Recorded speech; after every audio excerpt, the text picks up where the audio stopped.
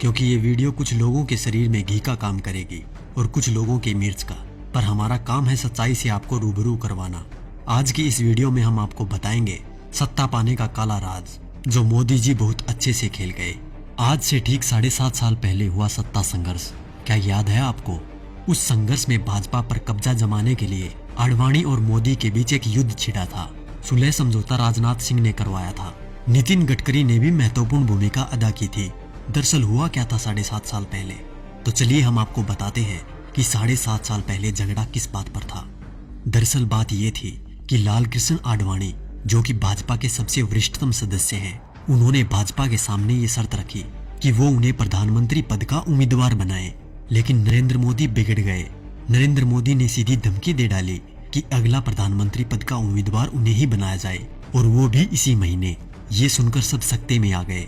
खबर जैसे ही दिल्ली पहुंची, आनन फानन में भाजपा हाईकमान की मीटिंग हुई।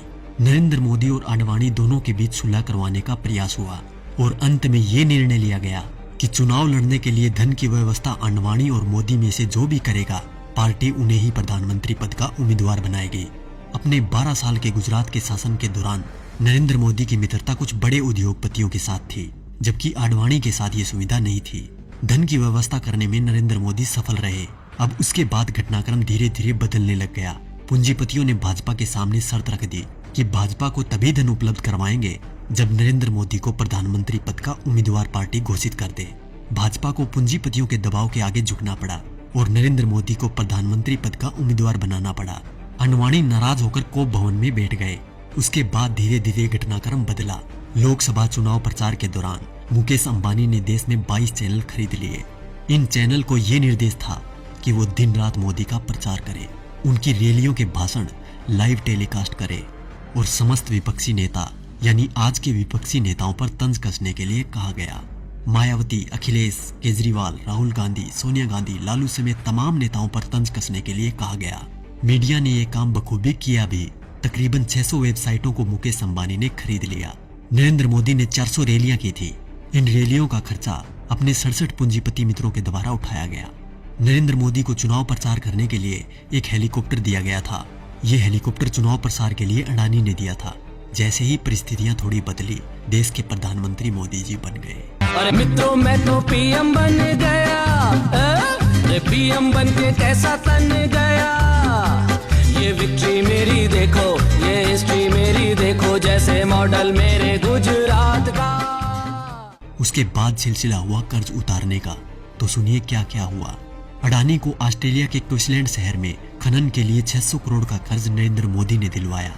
उनके पिछले 67,000 करोड़ के लोन को माफ कर दिया गया। मुकेश अंबानी को फ्री में 4G स्पेक्ट्रम दिए गए। इसके अलावा मुकेश अंबानी की कंपनी पर पिछली सरकार द्वारा लगाया गया जुर्माना माफ कर दिया गया। उनके भी कुछ कर्जों का राइट ऑफ कर दिया गया।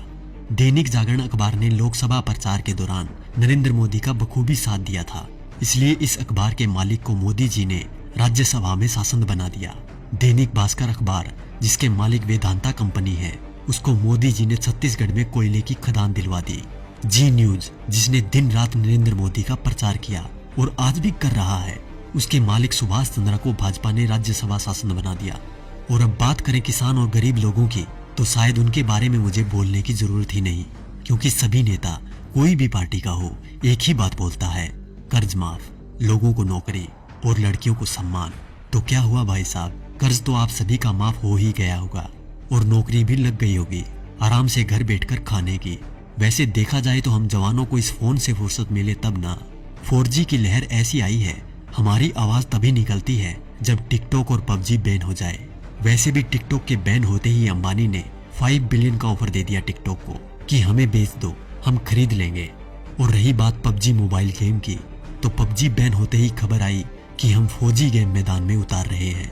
अच्छी बात है, मेक इन इंडिया होना भी चाहिए, पर शायद अब इस गेम से युवा गलत दिशा में नहीं जाएंगे, क्योंकि इसको गंगा के जल से धोकर लॉन्च किया जाएगा। तो देखा दोस्तों, ये थी खबर। बाकी जो मीडिया दिन रात आपको दिखाता है वो तो सिर्फ उसका प्रचार है। साथियों, ये खबर हर फोन में होनी चाहिए, जिससे कि बीजेपी की इस करतूत का सबको पता चल जाए। देश हित के लिए जनहित में जारी।